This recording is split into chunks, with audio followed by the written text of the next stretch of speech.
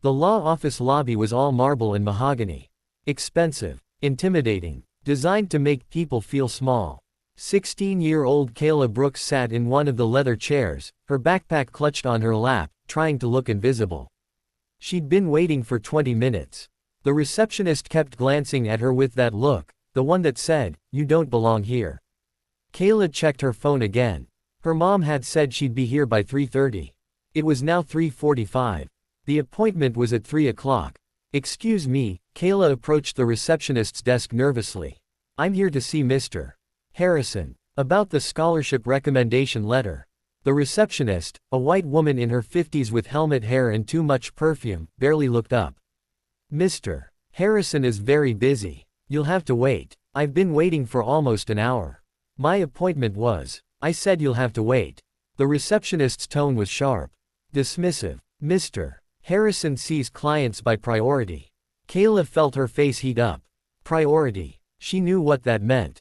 She returned to her seat, pulling out her phone to text her mom again. But before she could, a man emerged from the inner office. Late 50s, silver hair, expensive suit. He looked exactly like someone named Bradford Harrison III would look. He was talking on his phone, laughing at something. He walked right past Kayla without a glance, heading toward the exit. "Mr. Harrison," the receptionist called out. "You have an appointment with. She glanced at her screen with distaste. "Kayla Brooks. For a recommendation letter." Harrison stopped, turning. His eyes swept over Kayla, and something flickered across his face. Annoyance. Disdain. "I don't have time for this today, Margaret. Reschedule it." "But sir, she's been waiting." "I said reschedule." He started to leave again. "Mr. Harrison, please." Kayla stood up, her voice shaking slightly. "My application is due next week. I need this letter for the Georgetown scholarship. My guidance counselor said you agreed to write it." Harrison turned back slowly. "Georgetown." He said it like it was a joke. "And what makes you think you're Georgetown material?"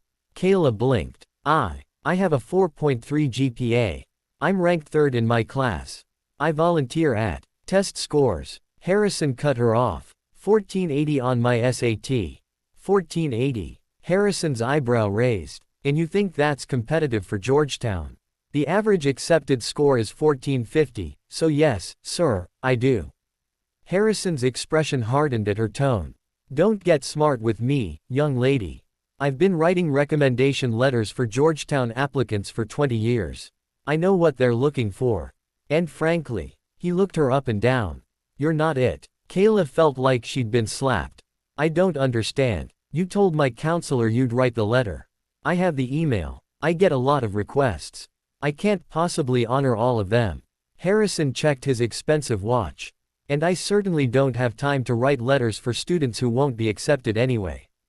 "You don't know that I won't be accepted.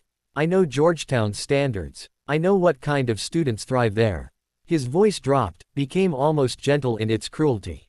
"Look, I'm sure you're a hard worker. I'm sure you try your best. But Georgetown it's a different level. Maybe you should consider a state school. Something more appropriate." The word appropriate hung in the air like poison. Kayla's hands clenched into fists. "You mean more appropriate for someone who looks like me?" "I didn't say that. You didn't have to." Kayla's voice was stronger now, anger overriding fear. "You looked at me and decided I wasn't good enough. You didn't ask about my grades, my activities, my achievements. You just looked at a black girl in your lobby and decided. Georgetown was too good for me." Harrison's face flushed red. "How dare you accuse me of what? Racism." Kayla stood her ground even though her legs were shaking. "What else would you call it? You agreed to write me a letter. You've been writing them for other students in my class. But suddenly, when it's me, you don't have time. I don't have to stand here and be lectured by a child." Harrison's voice rose. "Do you have any idea who I am? I'm a senior partner at one of the most prestigious firms in Virginia. I sit on the board of 3 universities. One phone call from me and you'll never get into any decent school. Is that a threat?" "It's a reality check." Harrison stepped closer, using his size to intimidate. "You come in here with your attitude, your accusations, your entitlement. You think the world owes you something because of your grades. Because you think you've been wronged." He laughed, cold and mean. This is the real world, little girl. And in the real world, you don't get to demand things from people like me. You don't get to throw around accusations. You don't get to. Get to what? A new voice cut through his rant. Sharp, cold, authority that made everyone freeze. A black woman stood in the doorway to the lobby. Late 30s, maybe 5'7", with natural hair pulled back in a neat bun. She wore dark pants, a white button-down, and a blazer that couldn't quite hide the holster on her hip. And on her belt, clearly visible, was a gold badge. U.S. Marshal. Kayla's face flooded with relief. Mom. Harrison's expression went from anger to confusion to calculation in seconds. I'm sorry, who are you? Deputy U.S. Marshal Tanya Brooks. Her voice was even, controlled, but something dangerous lurked underneath. And you were saying something to my daughter about what she doesn't get to do. Harrison straightened, smoothing his tie. His demeanor shifted immediately, less openly hostile, more professionally dismissive. Marshal Brooks. I was simply explaining to your daughter that I don't have time to write her recommendation letter. It's nothing personal. I have many demands on my time. Nothing personal. Tanya walked closer, her eyes never leaving Harrison's face. Is that why you told her she wasn't Georgetown material? Why you said she should go somewhere more appropriate? Why you threatened her college prospects if she didn't back down? I did no such thing. Really? Tanya pulled out her phone, tapping the screen. Because my daughter has been recording this entire conversation. She hit play. Harrison's voice came through crystal clear. Maybe you should consider a state school. Something more appropriate. You think the world owes you something. This is the real world, little girl. His face went pale. Federal buildings, including this office, allow recording in public spaces, Tanya continued calmly. My daughter didn't need consent. And what I just heard was a textbook case of discrimination based on race. That's absurd. I never mentioned race. You didn't have to. Tanya stepped closer. You agreed to write a letter for a student with a 4.3 GPA and a 1480 Saturday. Then you met that student, saw she was black, and suddenly you were too busy. Suddenly she wasn't good enough. Suddenly she should go somewhere more appropriate. She tilted her head. What changed between the email and today, Mr. Harrison? What new information did you gain that made you withdraw your offer? Harrison's mouth opened and closed. No sound came out. The receptionist spoke up nervously. Marshal, I'm sure this is just a misunderstanding. Mr. Harrison writes letters for many students. He can't possibly. How many students has he written letters for this year? Tanya cut her off. Margaret blinked. I don't know exactly. I do. Tanya pulled out a folder from her bag. I did some research while I was running late. In the past year, Bradford Harrison has written recommendation letters for 23 students from Kayla's high school. 23 students applying to Ivy League and prestigious private universities. She opened the folder. Want to guess how many of those students were black? Silence. 0. Tanya let that sink in. 23 letters. 0 black students. In a high school that's 35% black. She looked directly at Harrison. That's not coincidence, Mr. Harrison. That's a pattern. I write letters based on merit, Harrison said, but his voice had lost its confidence. Based on who I think will be successful. And you think no black students from Northwood High will be successful? Not 1 in 23. Tanya's voice dropped lower, more dangerous. Or is it that you don't want them to be successful? That you're using your position and influence to keep certain doors closed? This is outrageous. You can't come into my office and accuse me of what I'm witnessing with my own eyes and ears.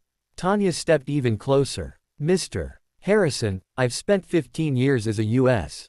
Marshal. I've tracked fugitives, protected witnesses, and enforced federal court orders. I know a criminal when I see one. And what you're doing, systematically denying educational opportunities to black students, that violates federal civil rights law. Harrison's face went from pale to red. Criminal. You're calling me a criminal for choosing who I write letters for. I'm calling you a racist who's using his position to maintain systemic barriers. Tanya's voice was steel. And yes, under Title V of the Civil Rights Act, that can be criminal when it involves educational discrimination. Title V applies to institutions, not individuals. True. But the Justice Department can investigate patterns of discrimination. They can subpoena your records. They can examine every letter you've written, every student you've helped, and look for evidence of racial bias. Tanya pulled out a business card. This is the contact for the Civil Rights Division of the DOJ. I'll be filing a complaint tomorrow morning. They'll want to talk to you. Harrison stared at the card like it was a snake. You can't do this. I have rights. So does my daughter. Tanya put her arm around Kayla. She has the right to equal treatment. The right to not be discriminated against based on her race. The right to the same opportunities you've given 23 white students. Her eyes hardened. Rights you violated today. I want you out of my office. Both of you. Now. We're leaving. Tanya guided Kayla toward the door. But this isn't over, Mr. Harrison. Not by a long shot. They were almost to the exit when Harrison called out, his voice desperate now. Wait. I'll write the letter. Okay. I'll write your daughter's letter. We can forget this whole thing happened. Tanya stopped, turning slowly. Forget it happened. Yes. I'll write a glowing letter. I'll make some calls. I can help her get into Georgetown. His words came faster, more frantic. I have connections. I can make this right. Make it right. Tanya's laugh was bitter. You think a letter fixes this? You think helping one black student after you've been caught makes up for years of discrimination? I'm trying to find a solution here. Here's your solution. Tanya's voice went cold. You're going to write that letter. Today. And you're going to make it the best letter you've ever written. Because if my daughter doesn't get into Georgetown, I'm going to assume it's because you sabotaged her. And I'm going to make it my personal mission to investigate every single thing you've done in your career. That's extortion. That's consequences. Tanya pulled out her phone. I'm also calling the Virginia Bar Association. They take discrimination complaints seriously. Especially from federal law enforcement. She started dialing. Wait. Harrison's composure completely cracked. Please don't call them. I'll write the letter. I'll do whatever you want. Just don't report this. Tanya paused, finger over the call button. Whatever I want. Yes. Anything. Fine. Here's what's going to happen. Tanya's voice was businesslike now. You're going to write Kayla's letter.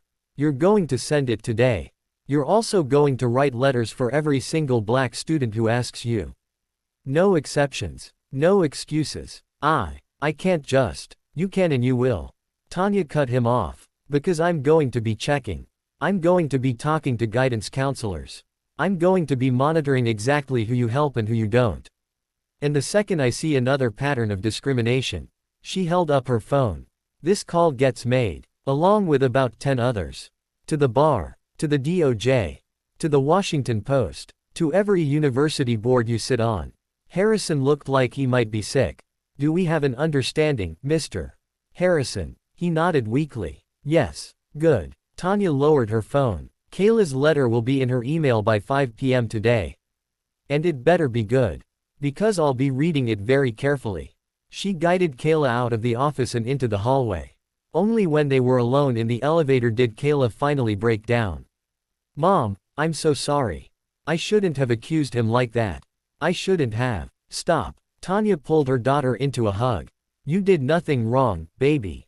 Nothing. You stood up for yourself. You called out injustice when you saw it. I'm proud of you. But I could have handled it better. I could have been more polite, more what? More accommodating to a racist who was trying to destroy your future. Tanya pulled back, looking Kayla in the eyes. No, you don't have to be polite to